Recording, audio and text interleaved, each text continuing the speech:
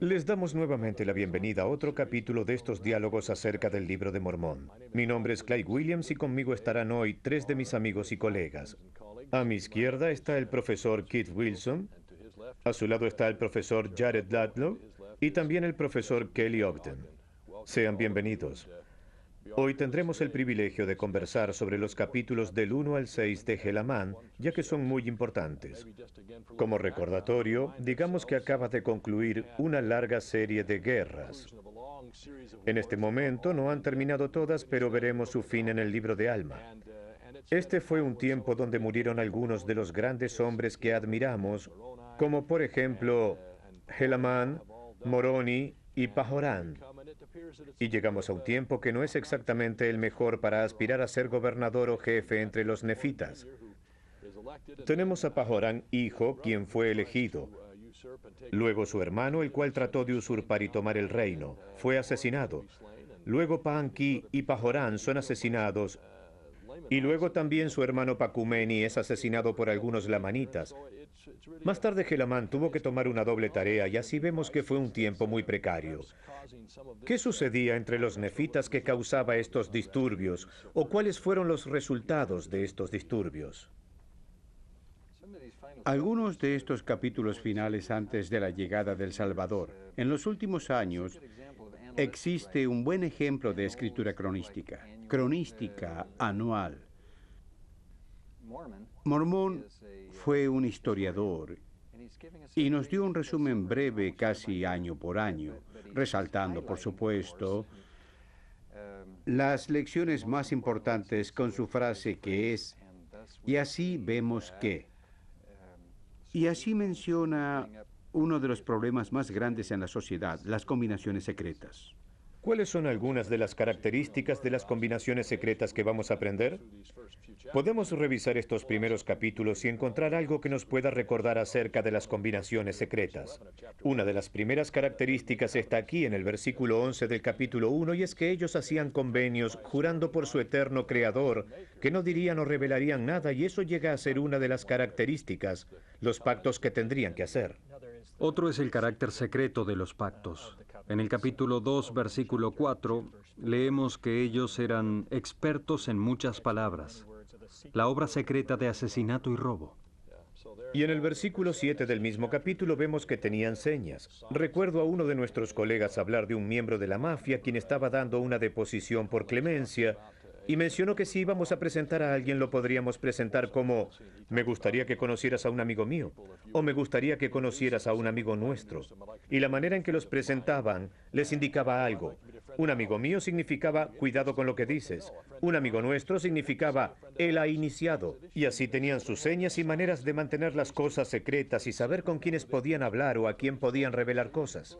Además, todo esto fue escrito para nuestros días. Hay bandas, grupos terroristas y el diablo, Satanás, es un imitador artificial. A él le encanta copiar las cosas sagradas. Todo esto acerca de juramentos, convenios, señales secretas, palabras e incluso el marcarse a sí mismos, marcar sus ropas. Todas estas son perversiones de principios verdaderos. El libro de Mormón a menudo se refiere a ellas como combinaciones secretas, pero en estos capítulos vemos el nombre que toman.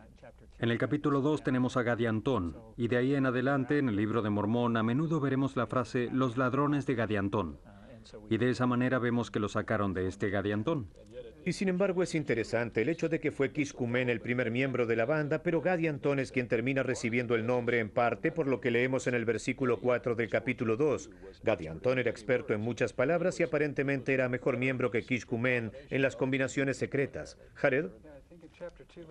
Creo que en el capítulo 2, versículo 8, vemos su objetivo general. Habla acerca de cómo ellos estaban juntos para matar, robar y obtener poder. Esto es una continuación de lo que vimos en los últimos capítulos de Alma, donde vemos cómo se levantan estos hombres y tratan de ganar poder para su beneficio. Y ciertamente eso es lo que los ladrones de Gadiantón buscaban.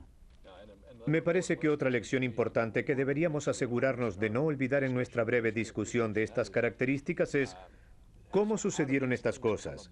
En otras palabras, preguntaríamos, ¿acaso Gelamán no hizo lo que su padre Alma le había dicho y puso los juramentos y convenios de la sociedad jaredita en las planchas?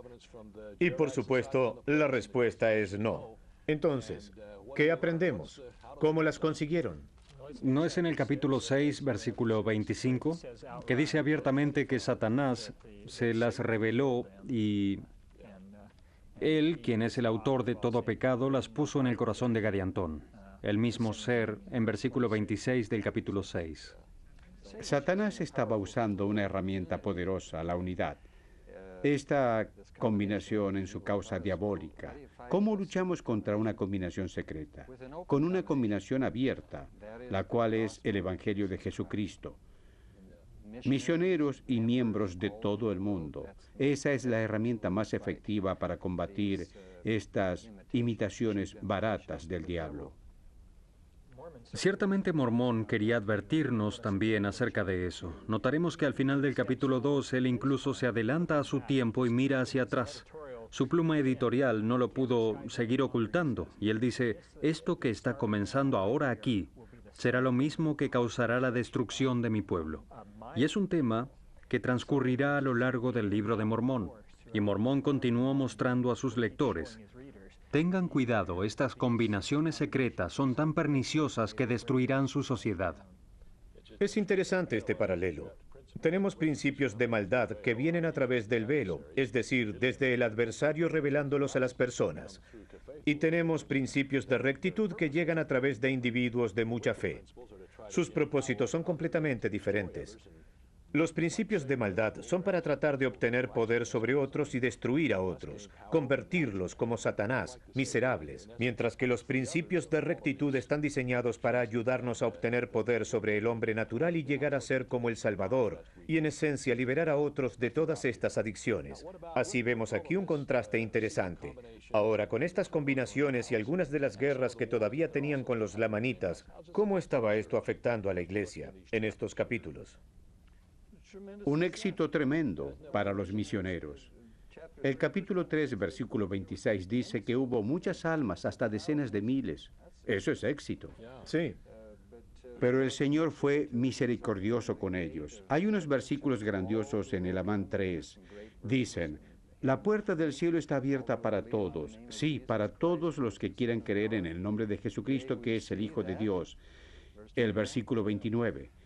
Sí, vemos que todo aquel que quiera puede asirse a la palabra de Dios, que es viva y poderosa, que partirá por medio toda la astucia, los lazos y las artimañas del diablo. Una vez, mientras leía eso con mi familia, una de mis hijas dijo, escalofríos, Él nos da escalofríos. La palabra artimañas, de hecho, significa trucos y señuelos del diablo.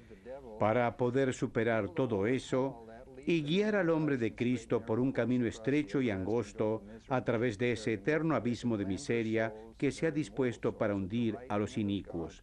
Y depositará su alma, sí, su alma inmortal, a la diestra de Dios en el reino de los cielos, para sentarse con Abraham, con Isaac y con Jacob, y con todos nuestros santos padres para no salir más. Por tanto, la manera de combatir toda esta maldad en aquella sociedad y la nuestra del presente es a través de la palabra. Es viva y poderosa para conseguir cambios en los corazones, así como los lamanitas descubren que la palabra cambió a algunos ladrones de Gadiantón, trayéndolos a Cristo. Y llevando estas almas a través de, como dice aquí, este abismo de miseria, me recuerda de un pequeño viaje que tomé al sur de Utah, por un camino entre Boulder y Escalante, donde había precipicios a ambos lados. No importaba por cuál camino torciéramos, acabaríamos muertos en el fondo del barranco. Y en cierta forma el adversario sabe que si no puede sacarnos por este lado con asesinatos y adulterio, él nos sacará volviéndonos excesivamente entusiastas en cosas que podrían de un modo moderado ser buenas.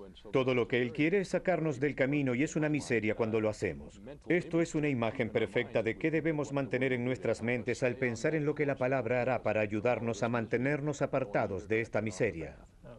Mormón dijo una buena frase. La mencionó aquí en su resumen, cuando dijo, sí, así vemos. Y sí, vemos. En versículo 29 otra vez, lo que él mencionó ahí es el hombre de Cristo, esa frase. El difunto Elder Maxwell amaba esa frase. Entré a un buscador y en 5 discursos diferentes de diferentes conferencias durante su tiempo en el podio usó esa frase. E incluso dijo, el hombre de Cristo o la mujer de Cristo. Y simplemente hablaba de las cualidades que tiene una persona que alinea su vida con el Salvador y que trata de seguir adelante y seguirle. Es una gran expresión. El versículo 35 nos dice cómo lo hicieron. Sí, es grandioso, ¿cierto? La santificación que viene sobre ellos. ¿Quisieras leernos ese versículo, Jared? El 35. ¿Está bien si lo leemos rápidamente? No obstante, ayunaron y oraron frecuentemente y se volvieron más y más fuertes en su humildad y más firmes en la fe de Cristo, hasta henchir sus almas de gozo y de consolación. Sí, hasta la purificación y santificación de sus corazones, santificación que viene de entregar el corazón a Dios. ¿No es esa una gran frase? Entregando. Algo que podemos hacer es dar nuestro albedrío, entregando nuestros corazones a Dios. Esa es una idea poderosa. De hecho, 1 de cada 5 en este planeta es musulmán. La palabra Islam significa sumisión. Un musulmán es alguien que se somete a la voluntad de Dios. Ese es un principio eterno, muy hermoso. Entregar o someter nuestros corazones. Él dijo en Doctrina y Convenios, yo el Señor requiero el corazón de los hijos de los hombres. Cuando damos nuestro corazón, todo cambia. Yo les preguntaría a los misioneros, ¿han dado su corazón a Dios? Y el mantra del Señor, si es que podemos categorizarlo como un mantra a través de su vida, fue realmente, creo que se introduce en la frase, no se haga mi voluntad sino la tuya. Aquí vemos la frase del Libro de Mormón que hace paralelo con esa, entregando sus corazones a Dios. Santos es llegar a ser santo. Los santos son santos. Él quiere que seamos santos como lo es Él. Nuestro objetivo final es volver allá y llevar con nosotros tantas personas como podamos. Y pedirle al Señor que nos lleve allá es otra manera en la que podemos decir esto. Contrastamos esta imagen hermosa con lo opuesto en el capítulo 4, a medida que vemos que las cosas no siempre continúan estando bien. Vemos que las cosas cambian más bien rápidamente. Incluso al final del capítulo 3, versículo 33, vemos que el orgullo comenzó a influir en la iglesia y vemos el contraste con los que entregan sus corazones a Dios. Son los deseos de nuestro propio corazón los que llegan a ser más importantes. Y siempre se están combinando dos cosas, el orgullo y la riqueza. Cuando la gente comienza a prosperar, bien, lo vemos en nuestros días también. Es un desafío porque nosotros somos un pueblo próspero comparado con otros lugares del mundo. Si las personas están siguiéndole, Kelly, el capítulo 4, versículo 12 es la escritura que muestra eso. Y fue por el orgullo de sus corazones, por razón de sus inmensas riquezas. Y después vemos la opresión de los pobres y la burla de las cosas que son sagradas. Vemos mucho de eso hoy. Hollywood es un espejo de todo eso, de las personas que niegan la revelación, la mentira, los saqueos, el robo y el adulterio. Todas estas cosas son señales de una sociedad que va desafortunadamente camino a la destrucción. Ahora este dilema en el capítulo 5 llevó a Nephi y a Lehi a tomar ciertas decisiones. ¿Cuál es la decisión que tomó Nephi? Tiene que ver con el asiento judicial, si podía continuar o no, o si necesitaba salir y predicar. Podría sonar como si las personas no querían que continuara. Afortunadamente no es así. Así que se remontaron a las palabras que su padre Gelamán les había enseñado. Y creo que rápidamente podemos sacar de estos versículos del 5 al 14, 5 o 6 cosas que ellos necesitaban recordar. Cosas buenas que debemos recordar. Podríamos resumirlas rápidamente. A propósito de esa palabra recordar, se encuentra 14 veces en 8 versículos. El presidente Kimball, ¿recuerdan? Dijo que esa es la palabra más importante del idioma inglés, recordar. Y algunas veces el Libro de Mormón dice, oh, recordad, recordad. Todos ustedes han estado en el Yad Vashem, el memorial del Holocausto en Jerusalén. Justo al final, antes de salir después de todas esas escenas terribles, hay una cita del Baal Shem Tov, un viejo judío hasídico. Dice, el olvido lleva al exilio, pero el recordar es el secreto de la redención. Ese es el mensaje del Libro de Mormón. Nuestro problema es el olvido, solo debemos recordar al Señor. Y realmente no estamos hablando de capacidad mental. Es algo relacionado con las prioridades en términos de ese tipo de remembranza, ¿cierto? Bien, rápidamente lo primero que le dijo a su hijo en el versículo 6 es recordar los mandamientos. En el mismo versículo les pregunta cómo se llaman, no porque estuvieran teniendo problemas de memoria, sino para que cuando recordaran sus nombres, Nefi y Lei, recordasen quién les llamó así para que vivieran una vida justa. Y luego les pide que recuerden un par de cosas más. En el versículo 9. Recuerden a los profetas, al rey Benjamín específicamente. Recuerden a Jesucristo y cómo el rey Benjamín enseñó que no hay otro nombre, no hay otro camino. Y luego en el versículo 10, Él les dice que recuerden que no podemos ser salvos con nuestros pecados, sino de nuestros pecados. Luego, por supuesto, el versículo 12, tal vez el más importante, dice que debemos recordar el edificar nuestra roca sobre el Redentor. Y si hacemos eso, será un fundamento que no nos fallará. Vale la pena leer ese versículo. ¿Quisieras leerlo por nosotros, por favor? Me encantaría, sí. Dice, y ahora bien, recordad, hijos míos, recordad que es sobre la roca de nuestro Redentor, el cual es Cristo, el Hijo de Dios, donde debéis establecer vuestro fundamento, para que cuando el diablo lance sus impetuosos vientos, sus dardos en el torbellino, cuando todo su granizo y furiosa tormenta os azoten, esto no tenga poder para arrastrarnos al abismo de miseria y angustia sin fin, a causa de la roca sobre la cual estáis edificados, que es un fundamento seguro, sobre el cual, si los hombres edifican, no caerán. Eso es muy similar a una enseñanza anterior de Nefi, el hijo de Lei. En 1 Nefi, capítulo 15, versículo 24, dice que Satanás existe y es nuestro adversario. Satanás significa adversario. Es una palabra hebrea que vino al inglés. Él nos está lanzando dardos ardientes. Todos somos el tablero de sus dardos.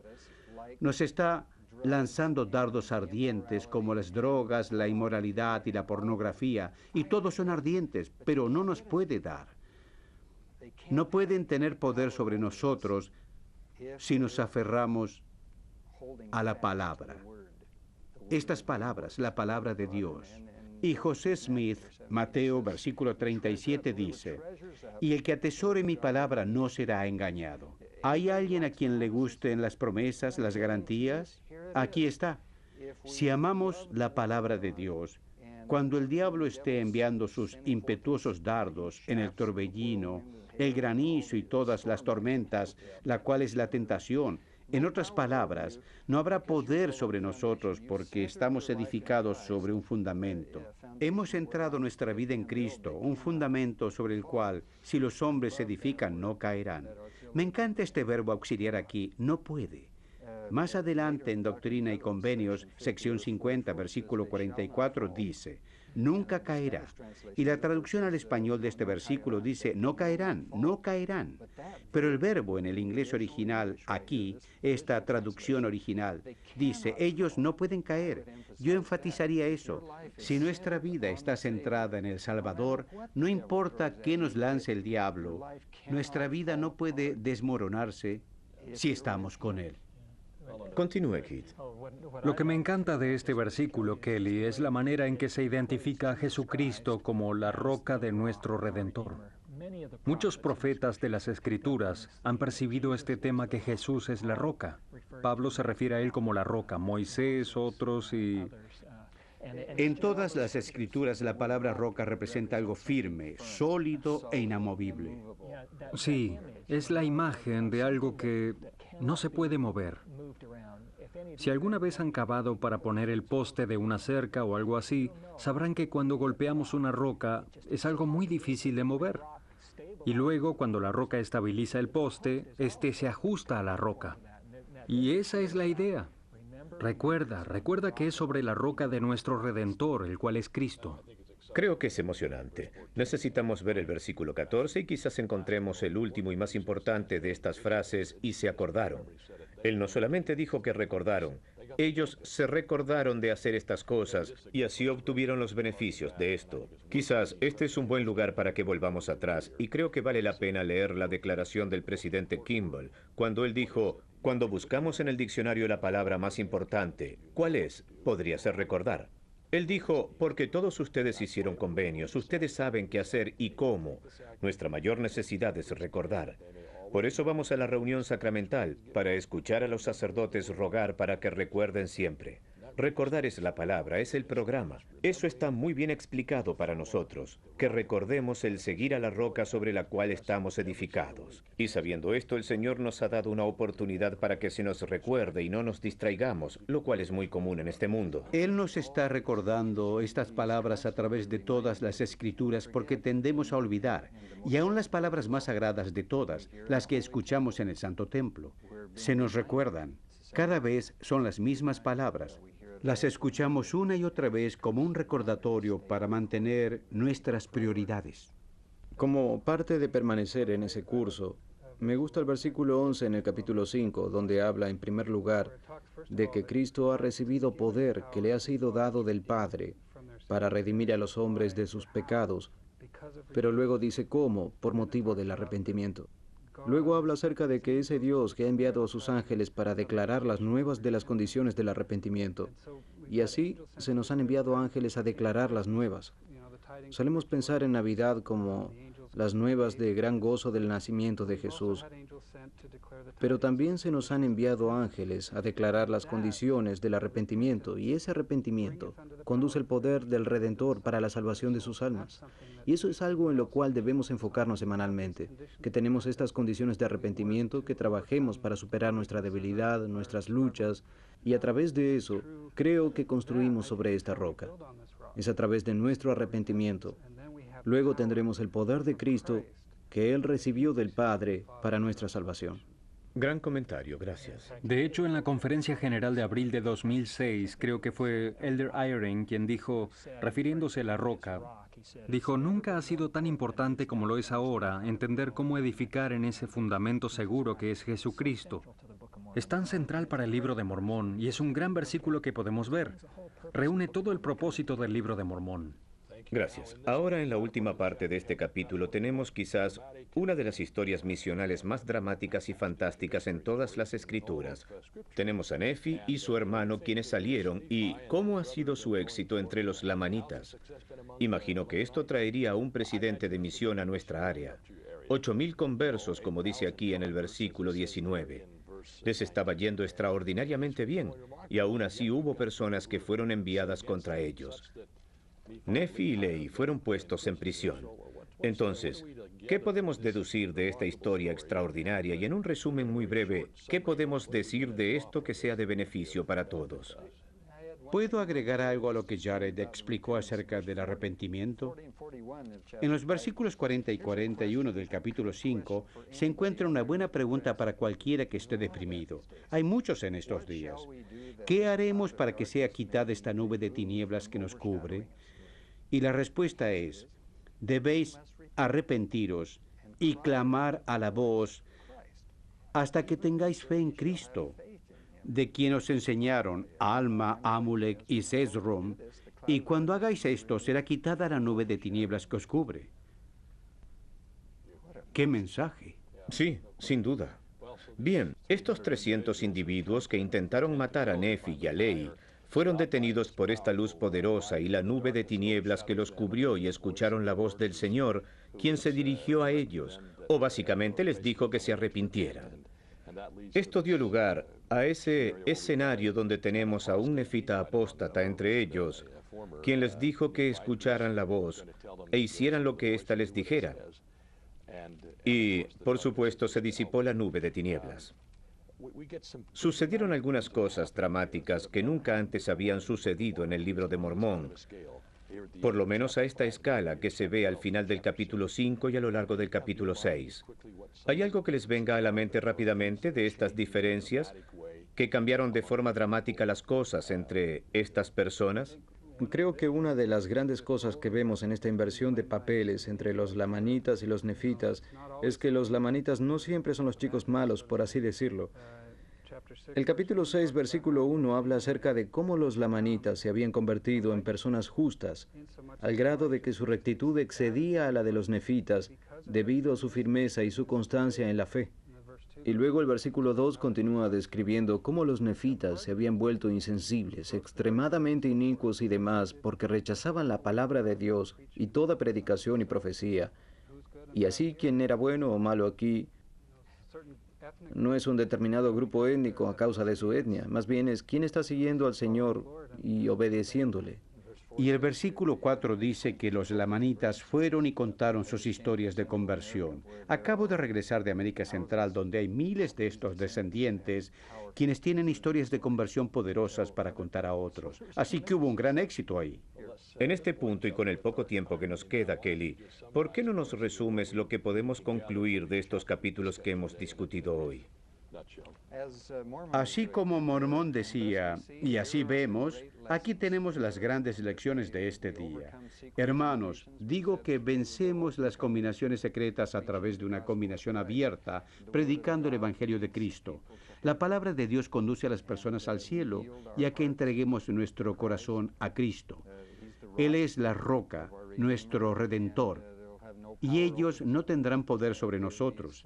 Estas tentaciones que nos rodean no tendrán poder sobre nosotros. No caeremos y tendremos éxito al permanecer con el Salvador, así como muchos de los lamanitas y algunos nefitas lo hicieron. Todo se centrará en Él. ¿No es así? Así es, gracias. Qué buena idea para terminar.